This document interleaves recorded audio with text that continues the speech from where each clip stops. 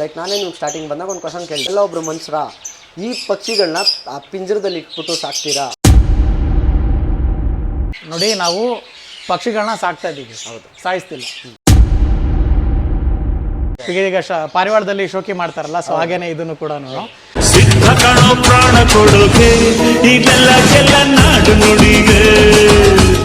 Hello friends, ನಮ್ಮ ಮುಂದೆ ಒಬ್ಬರು ವ್ಯಕ್ತಿ ಇದ್ದಾರೆ, ಅವ್ರನ್ನ ನಾನು ಫಸ್ಟ್ ಪರಿಚಯ ಮಾಡ್ತೀನಿ. ಸರ್, ನಿಮ್ಮ ಹೆಸರು?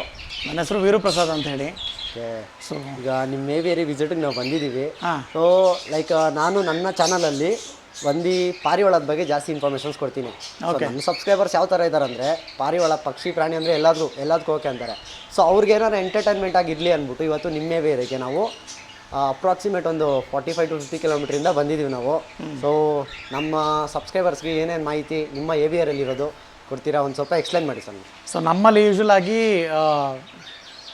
ಬೇರೆ ಅನ್ನೋದಕ್ಕಿಂತ ಆ್ಯಕ್ಚುಲಿ ಒಂಥರ ಡಿಫ್ರೆಂಟ್ ಎಕ್ಸ್ಪೀರಿಯನ್ಸ್ ಝೋನ್ ಇದು. ಓಕೆ. ಸೊ ಬ್ಯಾಂಗ್ಳೂರಲ್ಲಿ ನಮ್ಮದು ಒಂಥರ ನಂಬರ್ 1 ಅಂತ ಹೇಳ್ಬೋದು. ಸೊ ಏನಕ್ಕೆ ಅಂತ ಹೇಳ್ತೀನಿ, ಮೈನ್ ಥಿಂಗು, ಸೊ ಯೂಶ್ವಲ್ ಆಗಿ ಪಕ್ಷಿಗಳು ಅಂತ ಬಂದಾಗ ಸಪೋರ್ಟ್ ಅನ್ನೋದು ತುಂಬ ಕಡಿಮೆ ಈ ಫೀಲ್ಡಲ್ಲಿ. ಹೌದು. ಸೊ ಜಸ್ಟ್ ಸೆಲ್ ಮಾಡಿಬಿಡ್ತಾರೆ ಅಷ್ಟೇನೆ. ಅದಾದಮೇಲೆ ಸಪೋರ್ಟ್ ಅಂತ ಕೊಡೋದ್ರಲ್ಲಿ ಎಲ್ಲ ಫೇಲಾಗಿ ಹೋಗ್ತಾರೆ. ಸೊ ಆ ಸಪೋರ್ಟ್ಗೋಸ್ಕರನೇ ನಮ್ಮ ಹತ್ರ ತೊಗೊಂಡ್ರೇ ಅಂತಲ್ಲ, ಬೇರೆ ಕಡೆಯಿಂದ ತೊಗೊಂಡ್ರು ಕೂಡ ನಾವು ಅದಕ್ಕೆ ಸಪೋರ್ಟ್ ಮಾಡ್ತೀವಿ, ಅದು ಫ್ರೀಯಾಗಿ. ಓಕೆ. ಸೊ ಅದು ನಮ್ಮಲ್ಲಿ ಮೈನ್ ಸ್ಪೆಷಾಲಿಟಿ ಇರೋದು. ಕಸ್ಟಮರ್ ಸರ್ವಿಸ್ ಅನ್ನೋದೇ ನಮ್ಮದು ಫಸ್ಟ್ ಪಾಯಿಂಟು. ಓಕೆ. ಅದಾದಮೇಲೆ ಮಿಕ್ಕಿರೋದಲ್ಲ, ನಮ್ಮಲ್ಲಿ ಎಲ್ಲ ಥರ ಬರ್ಡ್ಸು ಸಿಗುತ್ತೆ. ಕಸ್ಟಮರ್ ಸರ್ವಿಸ್ ಅಂತ ಮಾತಾಡೋಕ್ಕೆ ಬಂದಿರಿ ನೀವು. ಸೊ ಅದ್ರ ಬಗ್ಗೆ ನನಗೇನು ಆ ಥರ ಇದು ಫೀಲ್ ಆಗಿಲ್ಲ. ಯಾಕಂದರೆ ನಾನೇ ನಿಮ್ಮನ್ನ ಫಸ್ಟ್ ಕಾಂಟ್ಯಾಕ್ಟ್ ಮಾಡಿದೆ, ನನ್ನ ಹತ್ರ ಇದ್ದಿದ್ದು ಕಾಕ್ಟೇಲ್ ಬರ್ಡ್ ಬಗ್ಗೆ ಕೇಳಿದೆ, ಯಾವ ರೀತಿ DNA ಟೆಸ್ಟ್ ಮಾಡಿಸ್ಬೇಕು, ಪ್ರತಿಯೊಂದು ನೀವೇ ಗೈಡ್ ಮಾಡಿದ್ರಿ ಯಾವ ಥರ ಮಾಡಬೇಕಂತ. ಸೊ ಲೈಕ್ ಕಸ್ಟಮರ್ ಸಪೋರ್ಟ್ ಬಗ್ಗೆ 100. ಏನಕ್ಕೆ ಅಂತ ಹೇಳಿದ್ರೆ, ಇನ್ನೊಂದು ಏನಾಗುತ್ತೆ ಗೊತ್ತಾ, ಯಾರಿಗಾದ್ರೂ ಫೋನ್ ಮಾಡಿದ್ರೆ ನೀವು ಏನು ಮಾಡ್ತಾರೆ, ಫಸ್ಟ್ ಥಿಂಗ್ ಅವ್ರು ಏನು ಹೇಳಿದ್ರು, ಬಿಸಿ ಇದೇನಪ್ಪ ಆಮೇಲೆ ಮಾಡು, ನೆಗ್ಲಿಜೆನ್ಸಿ ಅನ್ನೋದು ಬಂದ್ಬಿಡುತ್ತೆ. ಆಮೇಲೆ ಇನ್ನೊಂದು, ನನ್ನ ಹತ್ರ ತೊಗೊಂಡಿಲ್ವಲ್ಲ ಬರ್ಡು, ಇವ್ರಿಗೆ ನಾವು ಸಪೋರ್ಟ್ ಮಾಡಬೇಕು. ಇದು ಆ್ಯಕ್ಚುಲಿ ತುಂಬಾ ದೊಡ್ಡ ಪ್ರಾಬ್ಲಮ್ ಇದು ನಮ್ಮ ಫೀಲ್ಡಲ್ಲಿ. ಸೊ ಆಮೇಲೆ ಇನ್ನೊಂದು ಅಷ್ಟೇ, ಇನ್ನೊಂದು ಅದು ಬರ್ಡ್ಗೆ ಏನಾದರೂ ಇಲ್ನೆಸ್ ಆಯಿತು, ಬರ್ಡ್ಗೆ ಏನಾದರೂ ಪ್ರಾಬ್ಲಮ್ ಆಗೋಯ್ತು ಅಂತಂದರೆ ಕೇರ್ ಮಾಡೋರಂತೂ ಯಾರೂ ಇಲ್ಲ. ಸೊ ಅದೆಲ್ಲದಕ್ಕೂ ಲೆಕ್ಕಾಚಾರದಲ್ಲಿ ಪೆಟ್ಸ್ಲಾಟ್ ಅನ್ನೋದು ವರ್ಕ್ ಆಗ್ತದೆ ಮುಂಚೆಯಿಂದನೂ ಅಷ್ಟೇ. ನಾವು 2009 ಶುರು ಮಾಡಿರೋದು, ಅವತ್ತಿಂದನೂ ಇವತ್ತಿಗೂ ಇದು ಕಂಟಿನ್ಯೂ ಮಾಡ್ಕೊಂಡೇ ಬಂದಿದೆ. ಟ್ರೀಟ್ಮೆಂಟ್ ಅನ್ನೋದು ನಮ್ಮಲ್ಲಿ ಫ್ರೀನೇ.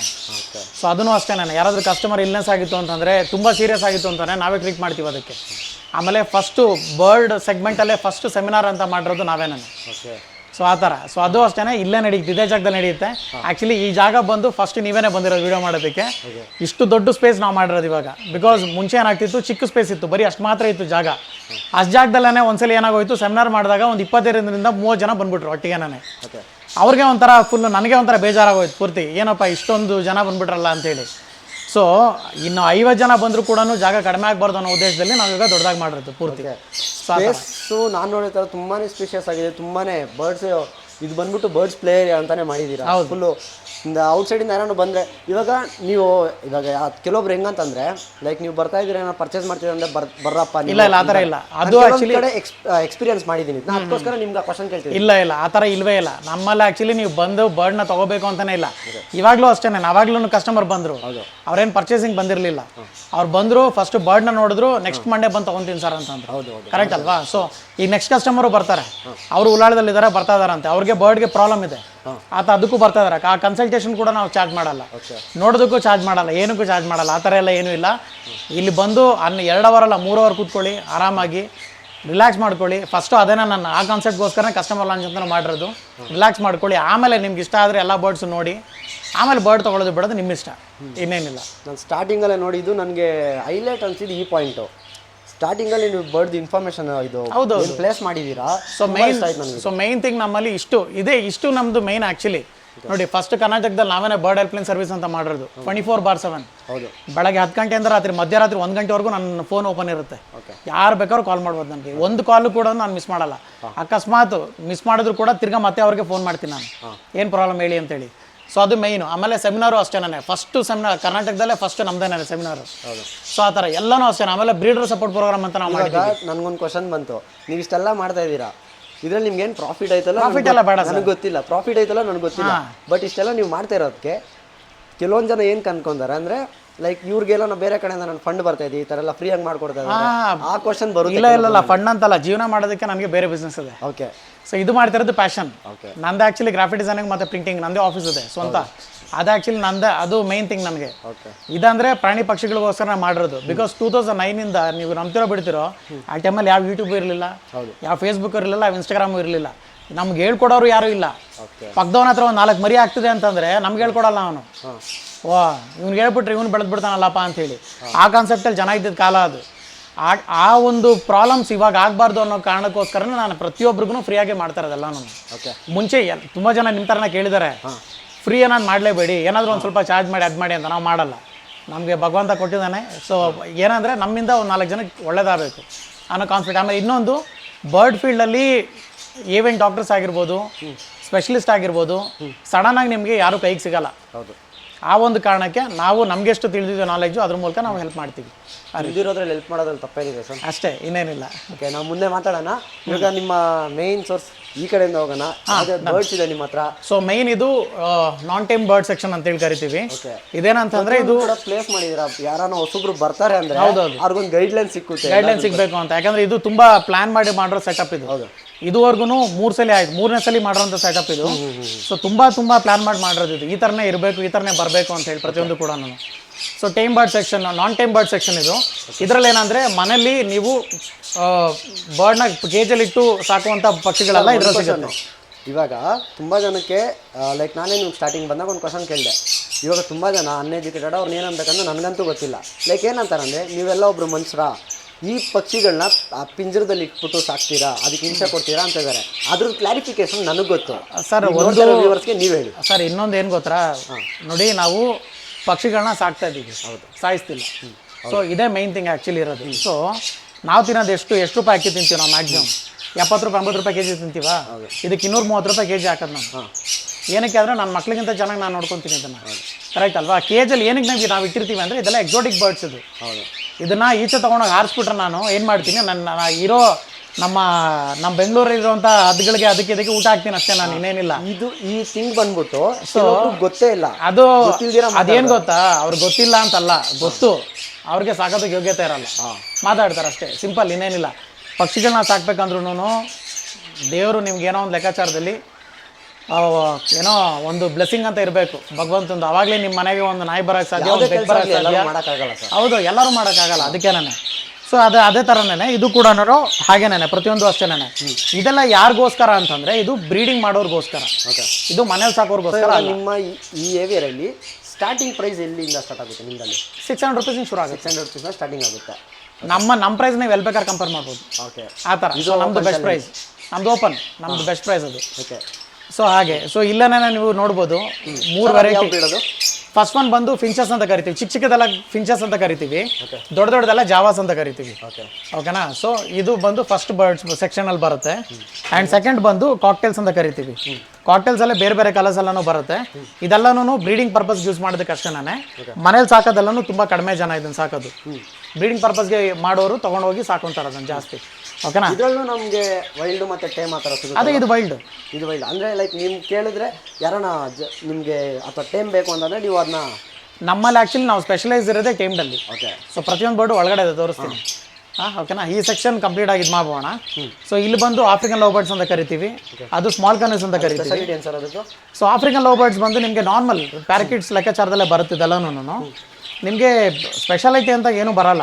ಒಂದು ಲೈಫ್ ಸ್ಪ್ಯಾನಲ್ಲಿ ಡಿಫ್ರೆನ್ಸಸ್ ಬರುತ್ತೆ, ಒಂದು ಸ್ಟ್ರಾಂಗ್ ಆಗಿರೋದು, ವೀಕ್ ಆಗಿರೋದು ಅಂತ ಕರಿತೀವಿ. ಆ ಸೆಗ್ಮೆಂಟಲ್ಲೂ ಡಿಫ್ರೆನ್ಸಸ್ ಬರುತ್ತೆ. ಈಗ ಕಾಕ್ಟೇಲ್ಸ್ ಎಲ್ಲ ಸ್ವಲ್ಪ ಕನ್ಸಿಡರ್ ಮಾಡೋಕ್ಕೆ ಹೋದರೆ ಇಮ್ಯುನಿಟಿಲೆಲ್ಲ ಸ್ವಲ್ಪ ಲೆಸರ್ ಬರ್ಡ್ಸ್ ಅಂತ ಕರಿತೀವಿ. 7 to 8 years ಬದುಕುತ್ತೆ ಅಂತ ಕರಿತೀವಿ. 7 ರಿಂದ 8 ವರ್ಷ ಬದುಕೋದ್ರಿಂದ ಹಿಡಿದು 80 ವರ್ಷದವರೆಗೂ ಬದುಕೋವರೆಗೂ ಬರ್ಡ್ಸ್ ಇದೆ, ಅದು ನಮ್ಮಲ್ಲಿದೆ. ಸೊ ಎಲ್ಲನೂ ತೋರಿಸ್ತೀನಿ. ಸೊ ಈ ಥರ ಕ್ವಾಲಿಟೀಸ್ ಇರುತ್ತೆ. And depends. ಆಮೇಲೆ ಇದು ಫೇವ್ರೇಟ್ ಇದು. ಸೊ ಇದು ಸಿಕ್ಕಾಪಟ್ಟೆ ಕುಕ್ಕಿ ಅಂತ, ಸಿಕ್ಕಾಪಟ್ಟೆ ಫೇಮಸ್ ಇದು. ಹಾಂ, ಭಯಂಕರ ಫೇಮಸ್ ಇದು. ಏನಕ್ಕೆ ಅಂತಂದರೆ ಪೆಟ್ಸ್ಲಾಟಲ್ಲಿ ಯಾರಾದರೂ ಫಸ್ಟ್ ರೆಕಗ್ನೈಸ್ ಮಾಡೋದು ಅದನ್ನೇ ಬಂದಾಗ. ಹೌದು, ನಾನು ಕೂಡ. ಏನಕ್ಕೆ ಅಂದರೆ ಅದು 10 ರೂಪೀಸ್ ಕೋಳಿ ಬರುತ್ತೆ ಗೊತ್ತಾ, 10 ರೂಪಾಯಿ ಕಲರ್ ಕೋಳಿ, ಅದನ್ನು ನಾನು ದೊಡ್ಡದು ಮಾಡಿರೋದು.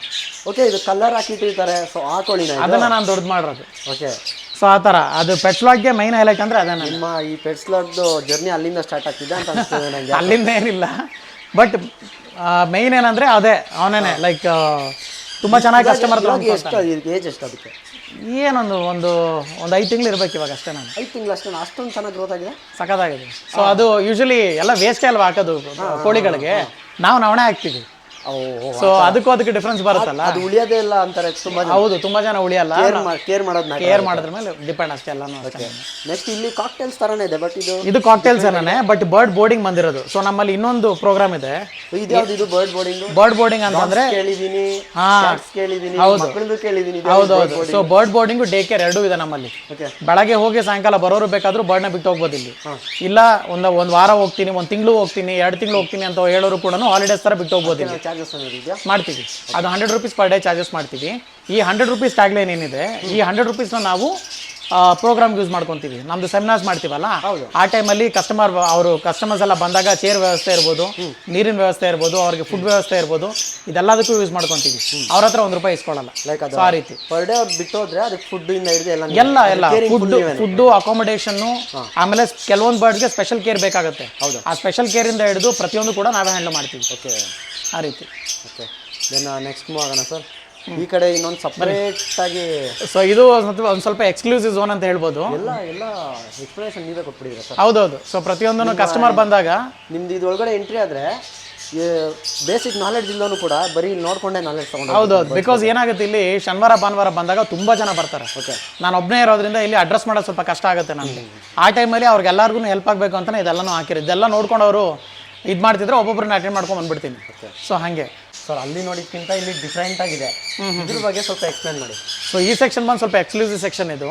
ಬಿಕಾಸ್ ಇದೆಲ್ಲನೂ ನಾವು ರೆಗ್ಯುಲರ್ ಆಗಿರುತ್ತೆ, ಸೇಲ್ ಮಾಡಲೇಬೇಕು ಅನ್ನೋ ಕಾನ್ಸೆಪ್ಟಲ್ಲಿ ಏನು ಮಾಡ್ತಿಲ್ಲ. ಇದೆಲ್ಲ ನಾನು ಖುಷಿಗೋಸ್ಕರ ಮಾಡೋದು. ಈಗ ಪಾರಿವಾಳದಲ್ಲಿ ಶೋಕಿ ಮಾಡ್ತಾರಲ್ಲ, ಸೊ ಹಾಗೇನೆ ಇದನ್ನು ಕೂಡ. ಸೊ ಇದರಲ್ಲಿ ಶುಗರ್ ಗ್ಲೈಡರ್ ಅಂತಿದೆ, ಫ್ಲೈಯಿಂಗ್ ಸ್ಕ್ವಿರಲ್ ಅಂತ ಕರಿತೀವಿ ನಾವು. ಫ್ಲೈಯಿಂಗ್ ಸ್ಕ್ವಿರಲ್ ಅಂತ ಕರಿತೀವಿ, ಹಾರುವ ಅಳಿಲು ಅಂತಾನೆ ಹೇಳ್ಬೋದು. ಇದೆಲ್ಲ ಎಕ್ಸೋಟಿಕ್ ಸ್ಪೀಷೀಸ್. ಇದು ಎಕ್ಸೋಟಿಕ್ ಸ್ಪೀಷೀಸ್ ಇರೋದ್ರಿಂದ ಇದು ಲೀಗಲ್ ಇದೆ. ಸೊ ಆರಾಮಾಗಿ ಮನೇಲಿ ಸಾಕೋಬಹುದು. ಲೈಕ್ ಇವಾಗ ನನ್ಗೊಂದು ಡೌಟ್ ಬಂತು, ನೀವು ಇಲ್ಲಿ ಇಟ್ಟಿರೋದ್ರಲ್ಲಿ ಯಾವುದು ಕೂಡ ಇಲ್ಲಿಗಲ್ ಮಾಡಲೇಬಾರ್ದು. ಫಸ್ಟ್ ಆಫ್ ಆಲ್ ಇಲ್ಲಿಗಲ್ ಯಾವ್ದಾದಿದೆ ಅಂತಂದ್ರೆ, ನಮ್ಮ ಭಾರತದಲ್ಲಿ ಹುಟ್ಟಿ ಬೆಳೆದು ಗೊತ್ತಿಲ್ಲ, ತುಂಬಾ ಜನ ಗಿಳಿಗಳು ಸಾಕ್ತಾರೆ ಮನೆಯಲ್ಲಿ. ಅದೆಲ್ಲ ಸಾಕಬಾರ್ದು. ಗ್ರೀನ್ ಪ್ಯಾರೆಟ್ಸ್ ಆಗಲಿ, ಆಮೇಲೆ ಅದರಲ್ಲೇ ತುಂಬಾ ವೆರೈಟೀಸ್ ಇದೆ. ಒಟ್ನಲ್ಲಿ ನಮ್ಮ ಇಂಡಿಯನ್ ಸ್ಪೀಷೀಸ್ ಯಾವುದನ್ನು ಕೂಡ ನಾವು ಸಾಕವಾಗಿಲ್ಲ. ಬರೀ ಎಕ್ಸಾಟಿಕ್ ಸ್ಪೀಷೀಸ್ ಏನಿದೆ ಅದೆಲ್ಲ ನಾವು ಸಾಕ್ಬೋದು. ಆ ರೀತಿ. ಇದನ್ನ ನೀವು ಸೇಲ್ ಮಾಡ್ತೀರಾ ಅಥವಾ ನೀವು ಸೇಲು ಮಾಡ್ತೀವಿ, ಪರ್ಸನಲ್ ಆಗಿ ಇಟ್ಕೊಂತೀವಿ. ಇದು ಯಾವುದೇ ರೀತಿ ಬೈಟಿಂಗ್ ಆ ಥರ ಏನು ಮಾಡಲ್ಲ ಸರ್. ಇದು ಪೆಟ್ ಥರನೇ ಚೆನ್ನಾಗಿರುತ್ತೆ, ನಿಮಗೆ ಮುದ್ದಾಗಿ ಆರಾಮಾಗಿ ಓಡಾಡ್ಕೊಂಡಿರುತ್ತೆ. ಇವೆಲ್ಲ ಲೋ ಮೈಂಟೆನೆನ್ಸ್ ಪೆಟ್ಸ್. ಇವೆಲ್ಲ ಕ್ಯೂಟ್ ಆಗಿದೆ ನೋಡಿ. ಅದ್ರ ಕಣ್ಗಳು ನೋಡಿದ್ರೆ ತುಂಬಾನೇ ಕ್ಯೂಟ್ ಆಗಿದೆ ಸರ್. ಇದೆಲ್ಲ ಲೈಕ್ ಎಲ್ಲ ಔಟ್ ಆಫ್ ಕಂಟ್ರಿಯಿಂದಾನೇ ಇಂಪೋರ್ಟ್ ಆಗೋಂಥದ್ದು. ಅಂದ್ರೆ ಇವಾಗ ಹೇಳಿದ್ರಿ, ಇವಾಗ ಸದ್ಯಕ್ಕೆ ಇಂಪೋರ್ಟ್ ಯಾವುದು ಇಲ್ಲ. ಎಲ್ಲ ಕರ್ನಾಟಕದಲ್ಲಿ ಬೆಂಗಳೂರಲ್ಲೇ ಬ್ರೀಡ್ ಆಗುವಂಥದ್ದು.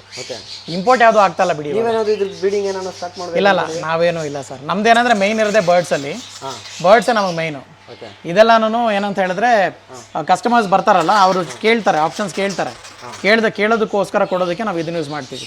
ಇದೆಲ್ಲ ನಮ್ಮ ಇಲ್ಲಿ ಬೆಂಗಳೂರಲ್ಲಿ, ಲೈಕ್ ಕರ್ನಾಟಕದಲ್ಲಿ ಏನು ಪ್ರೈಸಿಂಗ್ ಬರ್ಬೋದು ಇದೆಲ್ಲ ಸರ್? ಬೇರೆ ಕಡೆ ಪ್ರೈಸಿಂಗ್ ಅಂತ ನನಗೆ ಗೊತ್ತಿಲ್ಲ.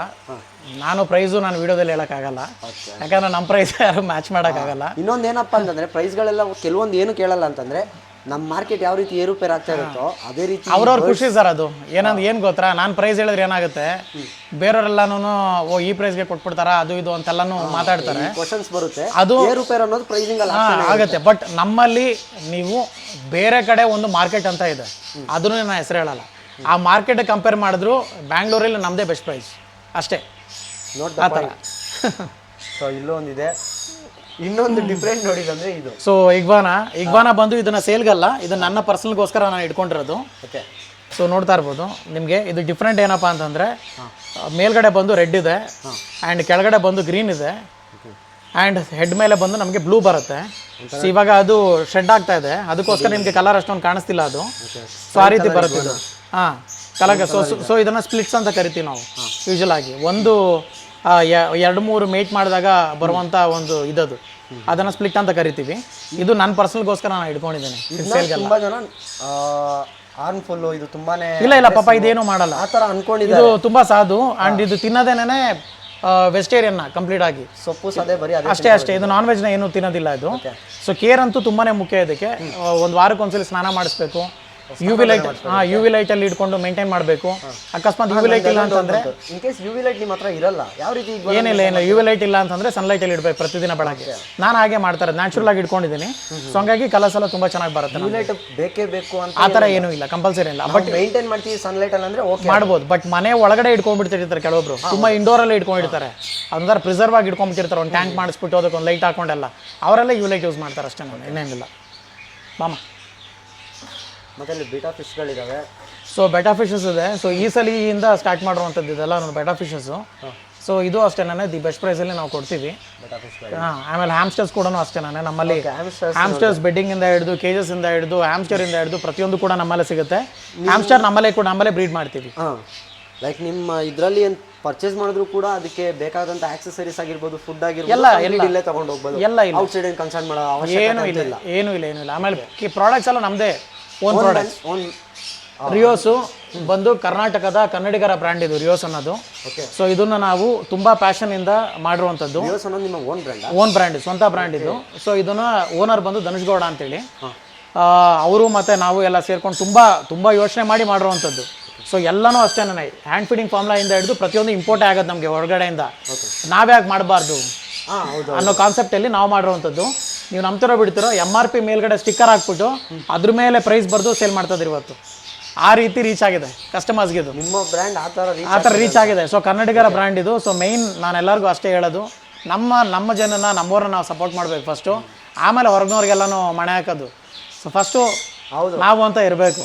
ಇಷ್ಟು ವರ್ಷ ನಾವು ಮಾಡ್ಕೊಂಡು ಬಂದ್ಬಿಟ್ಟಿದ್ದೀವಿ. ಬೇರೆ ಬರ್ಡ್ಸ್ ಆಗ್ತಾ ಇದ್ದೀರಾ ಅಥವಾ ನಿಮ್ದೇನ ಬರ್ಡ್ಸ್ ಇದೆ ಅಂತಂದರೆ ಜಸ್ಟ್ ಒಂದು ಟ್ರೈ ಮಾಡಿಬಿಟ್ಟು ಆಮೇಲೆ ರಿಸಲ್ಟ್ ಚೆಕ್ ಮಾಡಿಬಿಟ್ಟು ಆಮೇಲೆ ಬೇರೆ ಬ್ರ್ಯಾಂಡ್ ಸ್ವಿಚ್ ಆಗಬೇಕಾ ನಿಮಗೆ ಬಿಟ್ಟಿದ್ದನ್ನು ಪ್ರಾಡಕ್ಟ್ ಸೆಕ್ಷನ್ಗೆ ಹೋದಾಗ ಮಾತಾಡೋಣ. ಏನಕ್ಕೆ ಅಂದರೆ ನಮ್ಮದು ಒಂದೊಂದು ಯೂನಿಕ್ ಆಗಿ ನಾವು ಡಿಸೈನ್ ಮಾಡಿದ್ದೀವಲ್ಲ, ಆ ಡಿಸೈನ್ ಮಾಡೋ ರೀತಿನಲ್ಲೂ ನಾನು ಹೇಳ್ತೀನಿ, ಬೇರೆಯವ್ರು ಮಾಡೋಕ್ಕಾಗಲ್ಲ ಅದನ್ನು. ಓಕೆ, ಆ ಥರ ಓಪನ್ ಚಾಲೆಂಜೇ ಕೊಡ್ತಾ ಇದ್ದೀರಲ್ಲ ಸರ್ ನೀವು. ಬನ್ನಿ. ಸೊ ಇದು ಇನ್ನೊಂದು ಸೆಕ್ಷನ್ಗೆ ಹೋಗ್ತಾ ಇದ್ದೀವಿ. ಸೊ ಇದೆಲ್ಲ ಕಂಪ್ಲೀಟ್ ಆಗಿ ಟೇಮ್ ಬರ್ಡ್ ಸೆಕ್ಷನ್ ಅಂತ ಕರಿತೀವಿ. ಟೇಮ್ ಬರ್ಡ್ಸು ಇಲ್ಲಿರೋ ಪ್ರತಿಯೊಂದು ಬರ್ಡ್ಸು ಅಷ್ಟೇ ಟೇಮ್ಡ್ ಇದು. ಯಾವುದು ಕಚ್ಚೋದಾಗ್ಲಿ ಮಾಡೋದಾಗ್ಲಿ ಏನು ಮಾಡಲ್ಲ.